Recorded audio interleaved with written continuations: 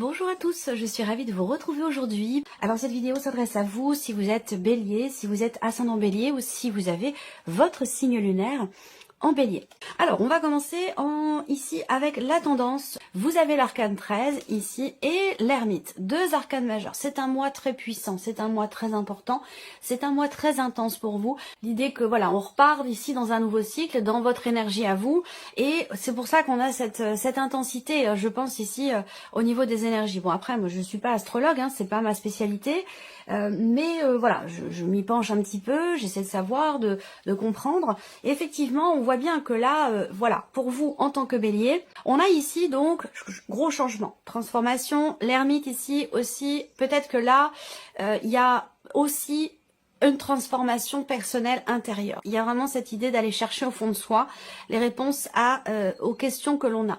Généralement, les réponses, elles sont déjà en nous. C'est pour ça qu'on a ici cette idée de se retrancher en soi. On parle d'introspection, on parle d'analyse, de remise en question, d'aller chercher vraiment au plus profond de soi les réponses aux questions que l'on a. L'ermite, c'est le besoin aussi, le besoin de se mettre en retrait, l'idée que, pour vous en tant que bélier, il y a peut-être cette idée que vous allez ressentir l'envie ou le besoin d'être seul, de vous retrouver avec vous-même, de vous parler à vous-même, d'être en tête-à-tête avec soi-même, quelque chose de cet ordre-là. En tout cas, on voit bien que c'est un mois quand même chargé, c'est un mois très intense. On va voir selon les différents domaines de vie quelles sont les énergies qui ressortent pour vous. Mais c'est vrai que là, voilà, de toute façon, on parle ici de changements extrêmement importants. Et des changements qui peuvent être aussi là en rapport aussi avec, si c'est dans un relationnel, ça peut être par rapport à quelqu'un qui est du signe de la Vierge. Ça c'est possible pour certains d'entre vous, bien entendu. Ça reste un tirage général, je le répète, c'est important. Les signes astrologiques que je donne, ce sont des indications, ça va pas forcément correspondre à tout le monde, aux énergies de tout le monde. Vous prenez ce qui résonne en vous, vous laissez le reste de côté et vous pouvez compléter quelque part ou personnaliser davantage cette guidance en regardant la vidéo de votre ascendant ou de votre signe lunaire. Alors, on continue. On va commencer par la partie émotionnelle et sentimentale. Alors, on regarde déjà donc la vie émotionnelle et sentimentale pour vous, amis béliers. Qu'est-ce qu'on a? Le trèfle, le cercueil, l'arcane 13, encore une fois. Là, l'énergie principale pour la vie sentimentale avec le cercueil, c'est la fin de quelque chose. Alors, ça ne veut pas forcément dire une séparation, la fin d'une relation, mais bien sûr, pour certains d'entre vous, c'est peut-être le cas. On voit que là, pour certains d'entre vous, je pense que vous avez des sentiments pour une personne. Il y a quand même ici la carte du cœur qui est présente. Ça veut dire que là, on va parler d'amour quand même. On va parler de sentiments. On va parler de ce que l'on ressent qui fait vibrer quand même. On ressent quelque chose ici pour quelqu'un et ça fait vibrer quand même le cœur. Par contre, ce qu'on voit, c'est qu'on a quelque chose qui est bloqué ou qui est bloquant dans cette relation. Soit ici, il y a un blocage émotionnel qui fait qu'on a des difficultés à tenter sa chance vis-à-vis d'une personne, à essayer d'apporter quelque chose de différent. L'énergie ici du cercueil peut représenter effectivement le fait que là, il y ait quelque chose de bloqué ou de bloquant dans ce qui est ressenti ou dans ce qui est vécu au niveau de la vie sentimentale. Je pense que c'est surtout aussi dans ce qui est ressenti en fait. On voit bien qu'il y a aussi une résonance avec l'arcane 13, ici avec ce cercueil où on va encore une fois parler de grands changements, de transformation, de grosses remises en question aussi pour certains d'entre vous dans ce qui est ressenti ou dans ce qui est vécu. C'est vrai qu'avec ces énergies-là, il y a quand même l'idée on est dans quelque chose qui est bloqué. Soit on n'arrive pas à insuffler quelque chose que l'on aimerait bien apporter dans ce qui est vécu dans une relation, soit ici on est bloqué émotionnellement. Peut-être que pour certains d'entre vous, vous êtes encore en deuil par rapport à un passé, par rapport à une séparation. Il y a encore du chagrin. Et peut-être que du coup dans votre cœur, il n'y a pas forcément toute la place pour ce qui se présente à vous, ce qui se présente de nouveau. Il y a peut-être une opportunité de vivre quelque chose avec une personne et il se peut que vous soyez vous encore dans un processus de deuil, de changement intérieur, de changement émotionnel et que vous n'êtes peut-être pas encore tout à fait prêt ou prête à accueillir ici ce qui se présente à vous au niveau émotionnel. Pour d'autres, ou dans la vie sentimentale.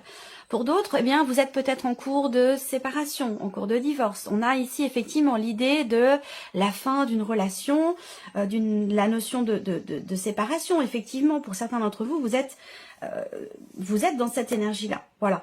On peut parler de chagrin d'amour, voilà. Alors peut-être que là, il y a une incapacité ou une impossibilité à matérialiser quelque chose vis-à-vis d'une personne que vous aimez beaucoup. Voilà. Il y a peut-être des sentiments, mais il y a quelque chose qui bloque, qui empêche peut-être la relation d'évoluer ou que la relation puisse tout simplement commencer, débuter. Ça peut aussi être ça. On va développer avec le tarot au niveau émotionnel et sentimental. Alors vous avez le 2 de denier. Donc il y a cette idée quand même d'être en équilibre, malgré tout. On parle d'équilibre ici avec cette carte-là, mais c'est un équilibre qui peut être un peu fragile quand même, parce que le 2 de denier représente le fait de jongler un petit peu. Donc là, peut-être que pour certains d'entre vous, il y a deux situations, deux relations, deux ressentis sur lesquels vous surfez en fait ici. Et j'ai l'impression que vous parvenez à garder quelque part un équilibre dans ce que vous faites, hein, concrètement, mais c'est pour moi, je trouve, un équilibre qui est un petit peu vacillant ou qui peut être un petit peu fragile. Voilà. Alors, on continue. On voit ici que il y a quand même, avec ce 6 de bâton, l'idée de réussir ici à quelque chose. Il y a une forme de... Je pense que là, il y a cette idée de réussir à tourner la page. On réussit à clôturer quelque chose, un cycle. On réussit à arrêter aussi peut-être quelque chose, à poser des limites. Ça peut être aussi une remise en question qui est extrêmement positive pour vous également, si on parle de remise en question avec ce cercueil. En tout cas, il y a un gros changement qui vous est bénéfique. Voilà. Donc, c'est ce que je vous disais tout à l'heure en début de vidéo. Il y a un changement important, une transformation importante ou quelque chose qui prend fin, mais qui quelque part vous est bénéfique parce qu'il y a quand même une certaine fierté qui est là, qui est présente en vous. Donc je pense que là, on a en plus ici la roue de fortune, donc on a bien encore une fois cette notion de fin de cycle qui est appuyée ici, l'idée d'une roue qui tourne, ce que vous vivez, ce que vous ressentez, quelque part avec la roue de fortune, il y a une forme de destinée dans ce qui est vécu là, dans ce qui est ressenti. C'est-à-dire que là, on peut pas forcément être en contrôle par rapport à ce qui se passe. Même si on voit que vous faites tout pour garder un équilibre, il y a les petits bonheurs de la vie qui sont là. On voit bien, là, il y a quelque chose quand même de positif, une notion d'équilibre dans ces petits bonheurs, dans ces petites choses qui sont furtives dans la vie, qui font que on est bien, on est content, on vit quelque chose quand même, en tout cas on vit les choses émotionnellement assez agréablement, mais et on garde un équilibre, on parvient à garder un équilibre, mais on voit qu'il y a quand même ici un bouleversement important avec cette carte du cercueil, où il y a soit une séparation qui est en cours, où vous réussissez peut-être, pour certains d'entre vous, à partir, à dire non, à dire stop, à dire c'est fini. Ça peut être dans le cas d'une relation triangulaire, pour certains d'entre vous, en tout cas on réussit ici à mettre un terme à quelque chose, à arrêter quelque chose. Et si c'est une séparation, avec le 6 de bâton, je pense que c'est quelque chose qui se passe plutôt bien. Voilà, il n'y a pas de rancœur, il n'y a pas d'animosité, il n'y a pas de... Voilà. On n'est pas dans cette énergie-là. On voit bien qu'ici aussi, dans ce qui est vécu, dans ce qui est ressenti, il y a une forme de destinée. C'est-à-dire que là, dans les grandes lignes, si vous voulez, ce que vous vivez, c'est quelque part quelque chose qui devait arriver. Donc peut-être que vous l'avez vous ressenti, c'est possible, hein, ou que vous avez repoussé une échéance. Vous avez tout fait pour faire en sorte que ça reste malgré tout stable et équilibré, et que vous sentiez quand même que là, quelque chose allait changer, que quelque chose allait se terminer, s'arrêter ou fondamentalement changer dans votre vie. Voilà. Donc c'est pour ça qu'on a quelque part, paradoxalement, une notion de l'idée de petit bonheur, d'un équilibre, et en même temps un chamboulement quand même assez important, un changement assez important dans la vie émotionnelle ou dans le cas d'une relation. Parce qu'on voit que c'est un mois qui est quand même extrêmement important pour vous, c'est un mois qui est dense et qui est assez intense. Voilà. Allez, on continue. On va regarder maintenant la sphère professionnelle. Donc votre vie active, votre vie professionnelle, votre formation, votre apprentissage, votre démarche de recherche d'emploi ou votre travail. Alors, qu'est-ce qu'on a ici? Voilà. Ok, alors, on a quand même le mont qui est ici. J'aurais préféré le voir là, mais voilà, il est là. Alors, on voit que vous attendez. Pour certains d'entre vous, vous attendez, vous patientez, vous persévérez, vous êtes en confiance, malgré les difficultés, malgré les blocages ici. Il y a l'espoir que la situation s'assainisse, que la situation s'équilibre, se rééquilibre. Mais on voit bien que là, on a quand même le mot qui indique que il y a justement quelque chose entre guillemets de problématique. On va parler de blocage avec la carte du Mont qui sont encore présents jusqu'à ce qu'on bascule sur le signe du Taureau. Vous voyez, quand on va changer de signe, c'est peut-être là que les choses vont éventuellement évoluer. Je dis bien éventuellement parce qu'on a quand même ce Mont ici qui est présent. Donc il y a quelque chose qui est ralenti, quelque chose qui est reporté, quelque chose qui est compliqué, qui est traversé là aussi. Là, pour certains d'entre vous, ça peut avoir un rapport aussi avec la santé, soit en lien à un arrêt maladie, à une invalidité ou à quelque chose de cet ordre-là. Ça peut être aussi ça. Peut-être que là, si on parle de problématiques de santé ou d'un arrêt maladie ou quelque chose qui vous bloque professionnellement de par votre santé, on voit que malgré tout ici il y a cette notion de confiance qui est présente, hein, cette notion d'espoir et de confiance, d'attente et de persévérance par rapport à une problématique qui est rencontrée dans la sphère professionnelle. Alors certes, les choses progressent lentement, mais visiblement ici il est quand même question d'obstacles qui sont surmontés mais qui ça prend énormément de temps. Voilà. 3, 3, 6, 7. Ça peut avoir un lien avec un projet aussi, hein, professionnel. 3, 3, 6, c'est du 8. Ouais, projet. Soit c'est un lien avec un projet professionnel, soit c'est tout ce qui est en rapport avec l'administration, tout ce qui est administratif, tout ce qui est peut-être étatique aussi, hein, étatique, administratif, voire même juridique ici. Est-ce que vous avez un projet peut-être pour certains d'entre vous qui nécessite des démarches et visiblement qui prennent ici beaucoup de temps. Allez, on continue avec le tarot, vie active et professionnelle. Voilà, alors le 4 d'épée, on voit bien, comme je vous l'ai dit, encore une fois, on va parler ici de blocage. Là, on a une notion d'attente, d'espoir, qui est quand même une notion de confiance qui est quand même présente, malgré les blocages. Peut-être que vous attendez une réponse aussi là. Vous avez entrepris des démarches virtuelles, des démarches par internet, des démarches administratives et vous attendez un retour, vous attendez une réponse. On a une notion d'inertie, donc une situation qui n'évolue pas et qui demande ici d'avoir confiance, d'avoir espoir, de persévérer et de ne pas perdre confiance en la situation. Ce 4 d'épée va indiquer effectivement un blocage au niveau de la communication. Est-ce que là, il est question de télétravail et de télétravail qui peut-être vous pose problème. C'est peut-être pas quelque chose qui vous convient ou que vous souhaitiez ou attendiez. On a encore là, vous voyez, 3 cartes de blocage quand même ici par rapport à la sphère pro. Le pendu ici, effectivement, il peut être question d'un sentiment d'impuissance. On se sent impuissant face à ce que l'on veut voir s'arranger, s'assainir ou se rééquilibrer. Le pendu va représenter évidemment la notion quelque part de blocage, surtout à côté du 4 d'épée. Il y a quelque chose au niveau de la communication qui est pas évident. Alors soit il y a un sentiment d'incompréhension, soit effectivement là il n'y a pas de retour par rapport à des nouvelles peut-être que vous attendez ou un message ou quelque chose comme ça. C'est un mois qui peut être compliqué encore par rapport à tout ce qui est en lien à la sphère professionnelle, à la vie professionnelle. Il y a quand même cette idée d'arriver au bout d'une phase, d'un cycle qui a été quand même assez compliqué, éprouvant, difficile. Là, avec le pendu, il est question dans la sphère professionnelle, pour que les choses s'assainissent, il va être question de voir une problématique ou un blocage sous un autre angle, d'une manière différente, pour avoir des perspectives différentes et pour pouvoir réussir à justement à trouver ou retrouver une forme d'équilibre dans ce qui est vécu, dans ce qui est traversé ou par rapport aussi à ce qui est attendu. Voilà. Allez, on continue, matériel et financier, ici pour vous les béliers.